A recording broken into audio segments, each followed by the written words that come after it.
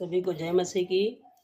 आज इस चैनल के माध्यम से हम पढ़ेंगे पवित्र बाइबल की पुस्तक याकूब की पत्री अध्याय 3 वचन संख्या 1 से 12।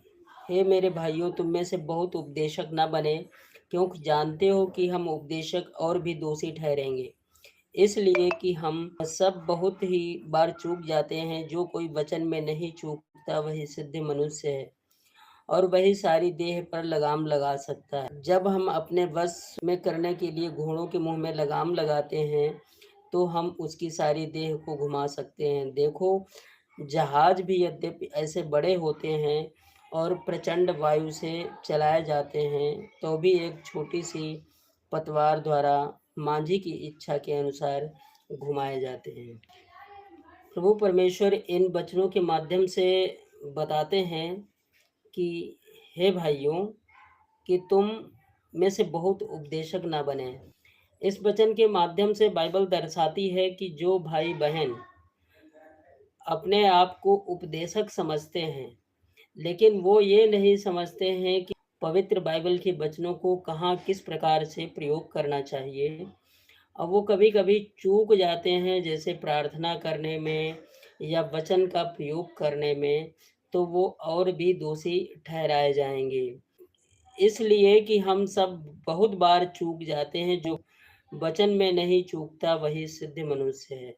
जो सही समय पर सही वचन का प्रयोग नहीं करता है, वो सिद्ध पास्टर कह सकते हैं या सिद्ध मनुष्य कह सकते हैं, और वही सारी देह पर लगाम लगा सकता है। इसी प्रकार के जो पास्टर हैं, सिद्ध पुरुष हैं, जो कि वचनों का सही प्रयोग करते हैं और अपने वचनों से नहीं चूकते हैं, सही समय पर सही वचन का प्रयोग करते हैं, वो वही जो है सारी देह को कंट्रोल कर सकते हैं। जब हम अपने बस में करने के लिए घोड़ों के मुंह में लगाम लगाते हैं तो हम उनकी सारी देह को भी घुमा सकते हैं। प्रिय विश्वासियों, आप जानते हैं कि घोड़े की लगाम, जो कि घोड़े को पूरी तरीके से कंट्रोल करता है, छोटी सी होती है लेकिन उसे पूरे घोड़े को कंट्रोल करती है।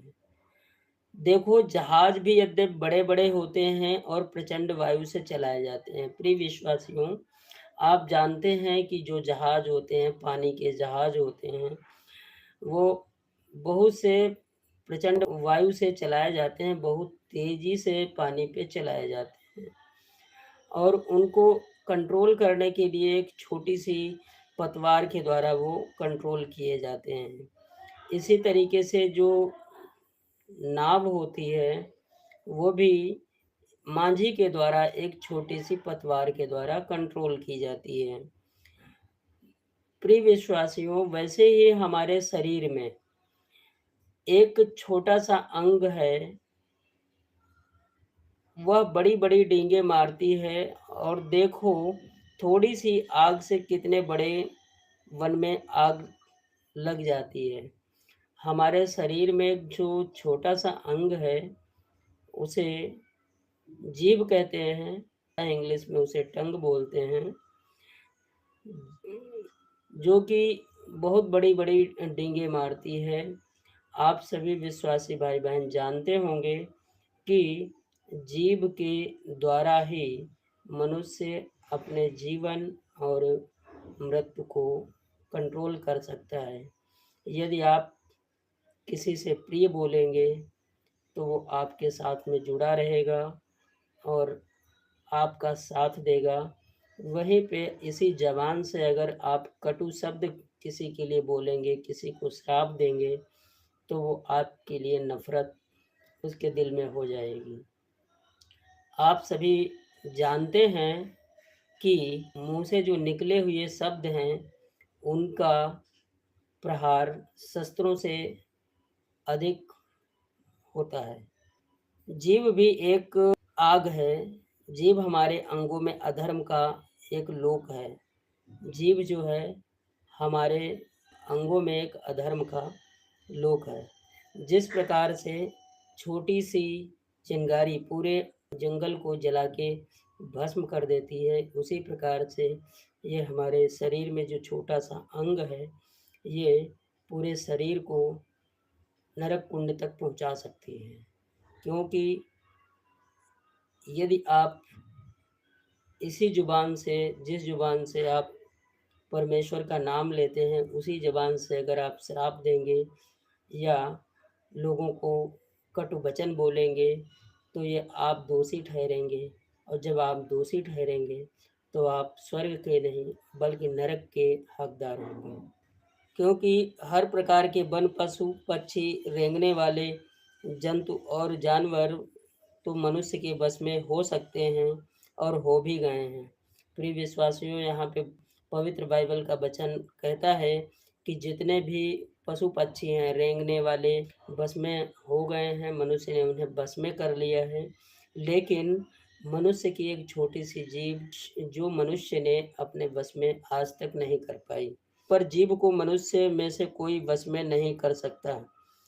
किसी ने अपने वश में नहीं कर पाई, क्योंकि अगर भी आपको कोई थोड़ा-सा गलत बोले तो तुरंत क्रोध आ जाता है, तुरंत आप गाली-गलौज करने लगते हैं, क्योंकि आपका जीभ पे कंट्रोल नहीं है। इसी से हम प्रभु पिता की स्तुति करते हैं और इसी से मनुष्यों को परमेश्वर के स्वरूप उत्पन्न श्राप देते हैं। एक ही मुँह से धन्यवाद और श्राप दोनों निकलते हैं। मेरे भाइयों, ऐसा नहीं होना चाहिए। यहाँ पे बाइबल इस वचन के माध्यम से दर्शाती है कि जिस मुँह से, जिस जीभ से हम परमेश्वर की महिमा करते हैं, परमेश्वर के वचनों को पढ़ते हैं और परमेश्वर की हम बड़ाई करते हैं, उसी जीभ के द्वारा परमेश्वर ने बनाए हुए अपने स्वरूप में मनुष्यों को आप भला-बुरा बोलते हो, गाली-गलौज करते हो, तो ये श्राप का कारण बनती है। और प्रिय विश्वासियों, हम लोगों को ऐसा नहीं करना चाहिए, क्योंकि एक ही जीभ से श्राप और स्तुति दोनों नहीं करनी चाहिए। मेरे भाइयों, क्या अंजीर के पेड़ से जैतून और दाख लता से अंजीर लग सकते हैं? क्या एक ही पेड़ से 2 प्रकार के फल लग सकते हैं? या एक ही सोते से खारा और मीठा जल निकल सकता है? ऐसा नहीं है। या तो सोते से खारा ही जल निकलेगा या मीठा ही निकलेगा। एक ही सोते से जब 2 प्रकार का जल नहीं निकल सकता है, एक ही पेड़ से 2 प्रकार के फल नहीं लग सकते हैं, तो मनुष्य क्यों एक ही ज़ुबान से श्राप भी देता है और प्रभु की परमेश्वर की महिमा भी करता है? ऐसा क्यों करता है? ऐसा नहीं होना चाहिए, ऐसा नहीं करना चाहिए किसी भी मनुष्य को। अगर कोई मसीही विश्वासी ऐसा करता है तो वो और भी दोषी ठहरेगा। प्रभु परमेश्वर इन पढ़े और सुने हुए वचनों पे बहुतायत में आशीष दे। मिलते हैं इसी प्रकार की नई जानकारी के साथ नए वीडियो में। तब तक के लिए सभी को जय मसीह की।